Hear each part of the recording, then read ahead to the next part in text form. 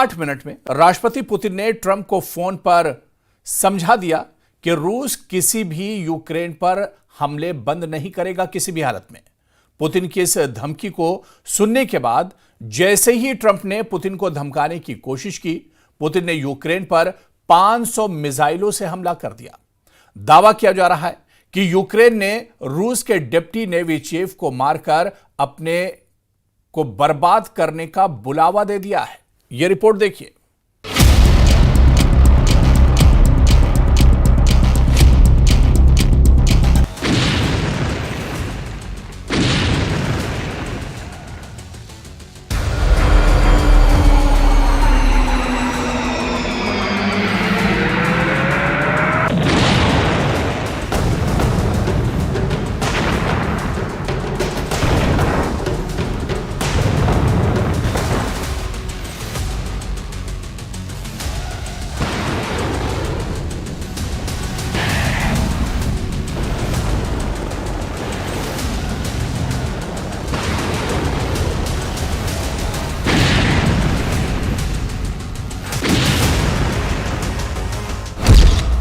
साठ मिनट तक लड़े पुतिन ट्रंप, यूक्रेन पर भयंकर हवाई हमले।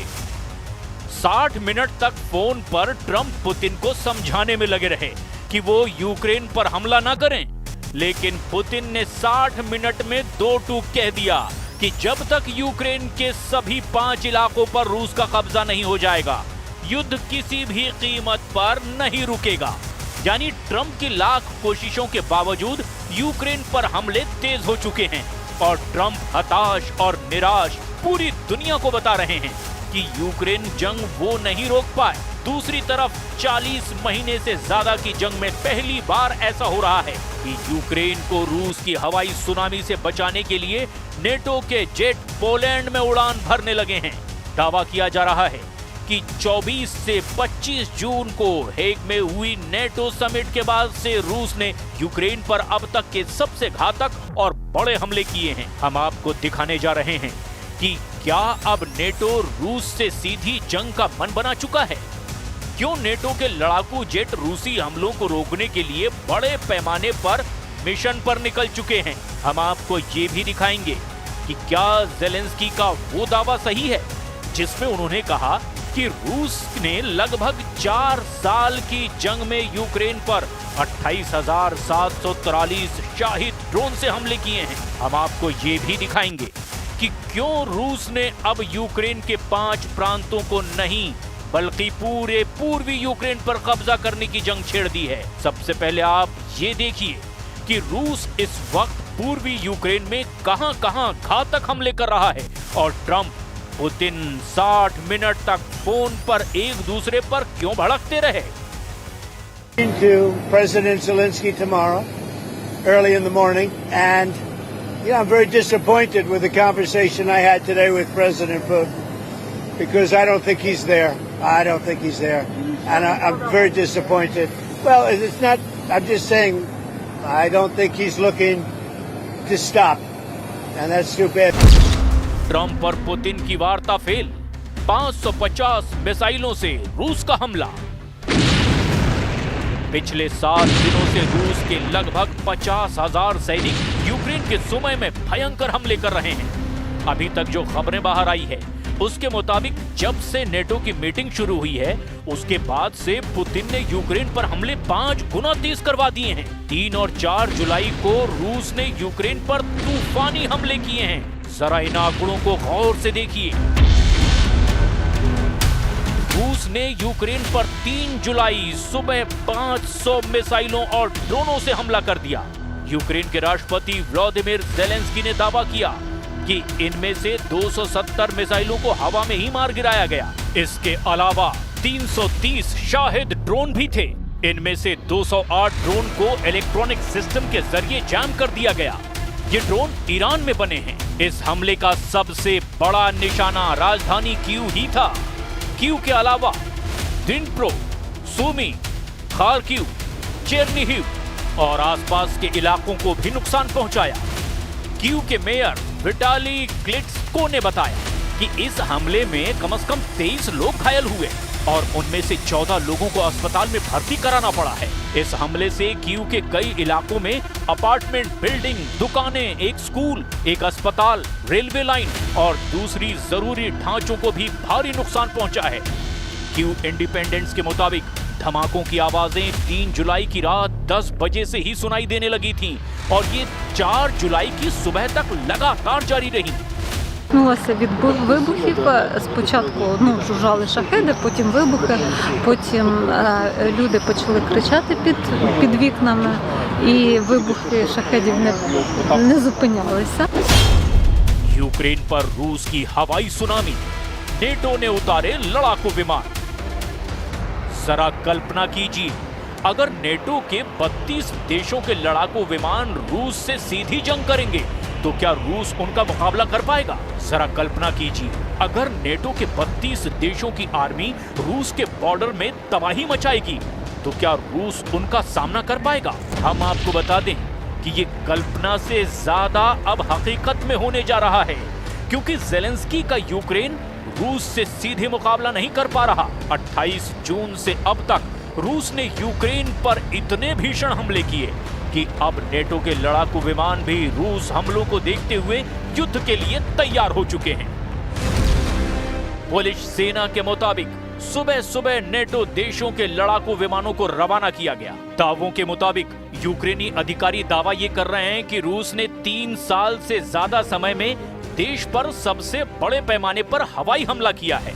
पोलैंड के ऑपरेशनल कमांडर ने कहा कि रूस द्वारा यूक्रेनी धरती पर रात भर हमले करने के बाद उसके लड़ाकू विमानों ने साथ साथ अन्य नेटो विमानों को भी जमीनी हवाई सुरक्षा और टोही प्रणालियों के साथ हाई अलर्ट पर रखा है। इधर ज़ेलेंस्की ने दावा किया कि जब से जंग शुरू हुई है तब से रूस ने यूक्रेन पर 28,743 शाही 136 ड्रोन से यूक्रेन पर भीषण हमले किए हैं। Missile exploded right next to it. One way or another, life itself is the main target of these attacks, each one showing the true nature of Putin's war. Putin की परमाणु धमकी, atom bomb से सर्वनाश युद्ध।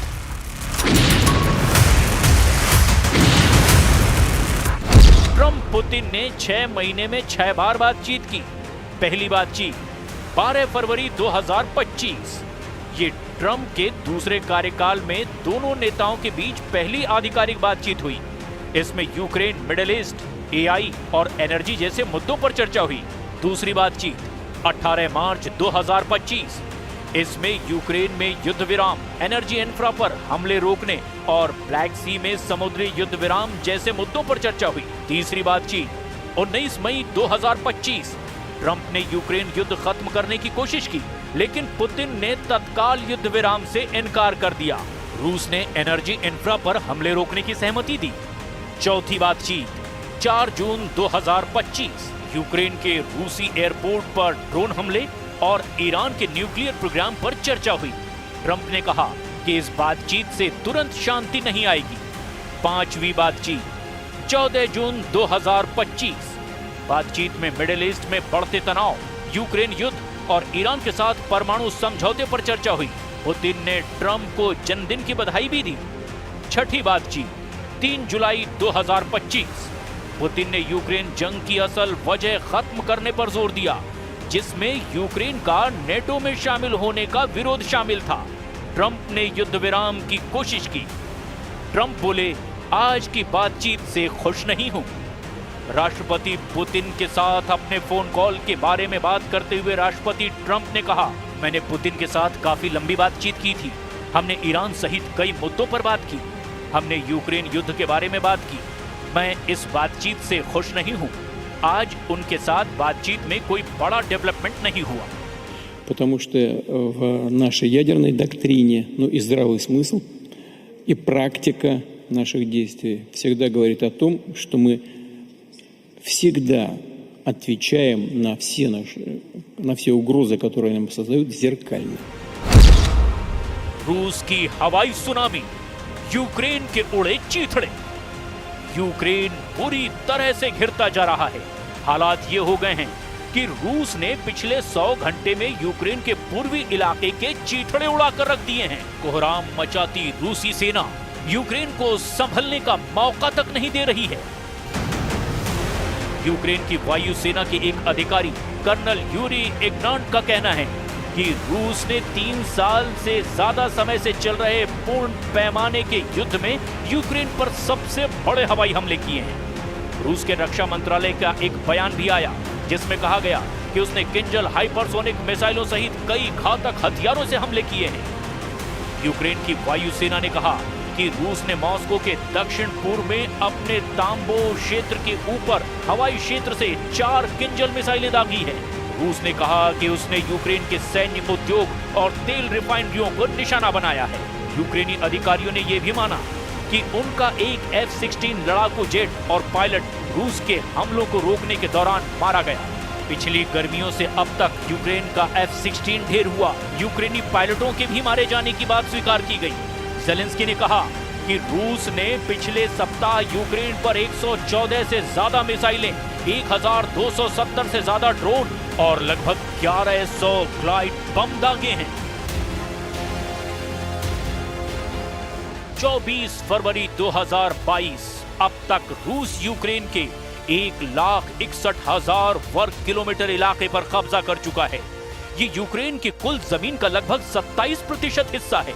लेकिन इसके बावजूद जिस तरह से पुतिन ने ऐलान किया है कि यूक्रेन की जमीन पर जहां जहां रूसी सेना के कदम पड़ते जाएंगे वो जमीन रूस की होती जाएगी, और इस ऐलान ने यूक्रेन के साथ साथ अमेरिका समेत नेटो के 32 देशों के होश उड़ा दिए हैं। 3.5 साल से ज्यादा की जंग में अभी तक यूक्रेन नेटो के साथ मिलकर रूस को अपने देश से खदेड़ तक नहीं पाया है। ज़ेलेंस्की ने गुहार लगाई है कि उसे भारी हथियार और बड़े पैमाने पर हथियारों की जरूरत है, लेकिन पुतिन ने जब से ऐलान किया है कि उसकी ओरेशनिक हाइपरसोनिक का उत्पादन 3 गुना से ज्यादा बढ़ चुका है, जो कि किसी परमाणु हथियार से कम नहीं है, इस खबर ने नेटो के होश उड़ाकर रख दिए हैं।